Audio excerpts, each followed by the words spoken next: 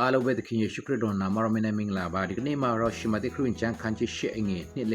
နဲ့3လေးကိုဖတ်ပြချင်တာဖြစ်ပါတယ်ကျွန်တော်နူနာဆွေးတို့သူအများရှိတော်လေပဲအဲ့ဒီလူတွေအားလုံးကိုသခင်ယေရှုခရစ်တော်ကပြပြောက်သလားဆိုတော့အဲ့လိုမျိုးပြပြောက်တာမဟုတ်ကျမ်းပိုက်သေးမှာဖတ်ပေးမို့နော်မဿဲ၈အငယ်2နဲ့3ကထုခါနူနာဆွေးတို့သူတယောက်သည်ညွတ်ပြက်လေ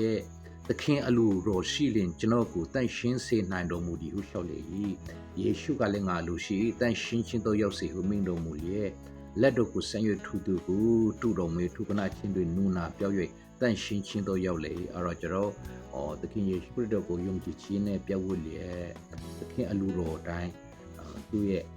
မျက်မှောက်တော်ထဲကိုတိုးရင်တော့သူဆိုတော့တန့်ရှင်းခြင်းကိုရောက်မှာဖြစ်ပါတယ်ဘလောက်ပဲညစ်ပတ်ပြီးတူလာနေပါစေ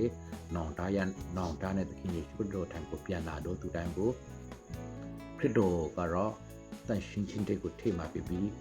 သူလက်ခံပေးမှဖြစ်ပါတယ်ကျွန်တော်တို့ကလည်းလောကလူသားတွေအလုံးကတန်ရှင်းတော်သူတွေမဟုတ်ဘူးကျွန်တော်ကတူဝင်ချစ်ကပ်ဖို့လိုတယ်မိ